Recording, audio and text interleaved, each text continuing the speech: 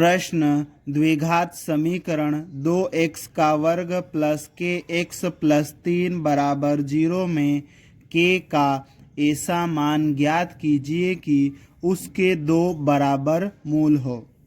इस प्रश्न में हमें ये जो द्विघात समीकरण दिया है इसमें k का ऐसा मान ज्ञात करना है कि इसके जो दो मूल हो वो बराबर हो।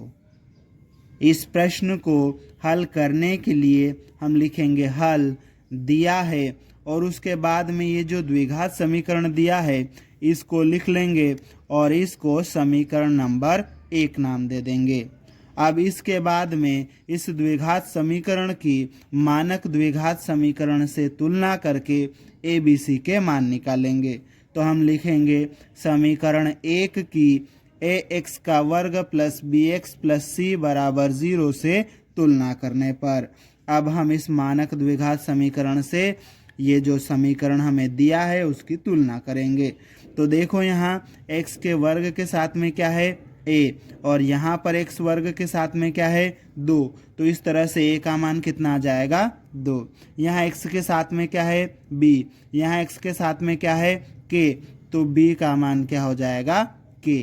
ठीक है, यहाँ बराबर के जस्ट पहले क्या है c और यहाँ पर क्या है 3, तो c का मान कितना आ जाएगा 3। इस प्रकार हमने a, b और c के मान निकाल लिए हैं। अब हमें k का मान तब निकालना है जब मूल बराबर हो, उस सिचुएशन में हमें k का मान निकालना है। ठीक है, और जब द्विघात समीकरण के मूल बराबर होते हैं तब विविक्त कर का मान कितना होता है 0 होता है। ठीक है, तो हम यहाँ पे लिख देंगे कि जब मूल बराबर हो तब विविक्त कर d बराबर 0। ठीक है, अब ये जो विविक्त कर d लिखा हुआ है इसकी जगह पर विविक्त कर का सूत्र हम लिख देंगे b का वर्ग माइनस 4ac और ये बराबर का चिन्ह और उधर 0 है ही। ठीक है, अब यहाँ पर हम क्या करेंगे, इसमें a, b और c का मान रख देंगे।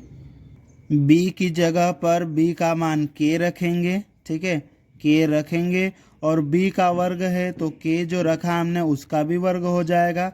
ठीक है, फिर ये माइनस, फिर ये 4, फिर गुणित a का मान कितना है यहाँ पे 2। ठीक है, गुणित c का मान कितना है 3।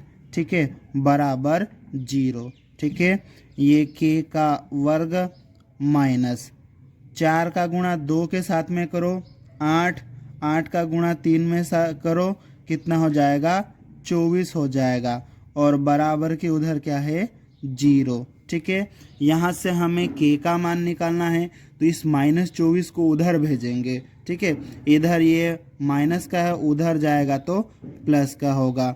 k का वर्ग बराबर 0 प्लस 24। ठीक है, 0 में 24 जोड़ेंगे कितना आ जाएगा 24 आ जाएगा। ठीक है, तो ये k का वर्ग बराबर 24। हमें यहाँ पर k का मान निकालना है। ठीक है, ये k का वर्ग है तो इस वर्ग को हमें हटाना पड़ेगा। ठीक है, ये k का वर्ग अगर हम हटाएंगे तो ये जो सामने 24 लिखा है ये वर्गमूल में चले जाएगा। ठीक है, तो यहाँ से हम वर्ग हटाएंगे तो ये जो सामने 24 लिखा है ये किस में चले जाएगा वर्गमूल में चले जाएगा। ठीक है, और जब वर्ग हटाते और सामने वाला वर्गमूल में जाता है तो उस वर्गमूल के आगे प्लस और माइनस दोनों चिन्ह लग जाते हैं और इस प्रकार से ये k बराबर प्लस माइनस करने के अंदर 24 हो जाएगा। ठीक है, फिर ये k हम लिखेंगे, ये बराबर का चिन्ह, ये प्लस माइनस करने के अंदर ये जो 24 है ना हम इसको किस तरह से लिख सकते हैं, कुछ इस प्रकार से 4 गुणित 6 लिख सकते हैं, है ना। 4 गुणित 6 क्यों लिखा, क्योंकि 4 का वर्गमूल निकल जाएगा। ठीक है, तो ऐसी संख्याओं के गुणा के रूप में हम इसको लिख सकते हैं। ठीक है, तो 4 का वर्गमूल निकल जाएगा, कितना निकलेगा 2 निकलेगा। ठीक है, तो यहाँ से k बराबर क्या आ जाएगा प्लस माइनस, यहाँ से 2 निकल जाएगा और ये करने के अंदर 6।